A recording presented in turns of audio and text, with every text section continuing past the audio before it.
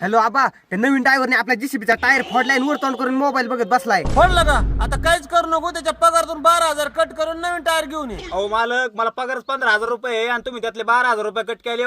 3,000 रुपयाची काय घरात अगरबत्ती लावायची वय? तिकडे घरात अगरबत्ती लावणार तर दुपलाव, तुला टायर फोडायच्या आधी कळत नव्हतं का ते? हो, माझे घेतलेले पैसे कधी देणार आहेत? अरे कसले तुझे पैसे? मी पहिल्यांदाच बघतोय तुला. अहो तुम्ही नाही, तुमच्या पोरांनी पैसे घेतलेले आहेत माझ्याकडून. हॅलो मालक, त्या दिवशी तुम्ही गपचेप पैसे घेतलेले, ते पोरग आबाकर पैसे मागाय आले. तू त्याला पैसे दिले ना, मग त्याच्याकडूनच माघार की, मला काय सांगू नको. बरं आता तुम्ही मला 4,000 रुपये द्या, बाकीचे मी त्याच्याकडून घेतो.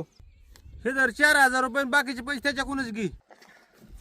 अरे मिकील, मला नाही विचारता त्या पोराकडून इतके मोठे पैसे कशाला घेतले होते? त्या दिवशी शाळेच्या वया आणायच्या होत्या, त्याच्यामुळे 2,000 रुपये घेतले होते त्याच्याकडून. पण 2,000 वयासाठी घेतले होते, बाकीचे पैसे काय घेतले? काय बाकीचे पैसे? अहो मी त्याच्याकडून फक्त 2,000 रुपये घेतलेले इथं. मी तर त्याला 4,000 रुपये दिले आणि ते म्हणला बाकीचे पैसे मी मिकील कडून घेतो. अहो त्या 2,000 रुपये द्यायचे होते, तो खोचून तुमच्याकडून 4,000 रुपये घेऊन गेला.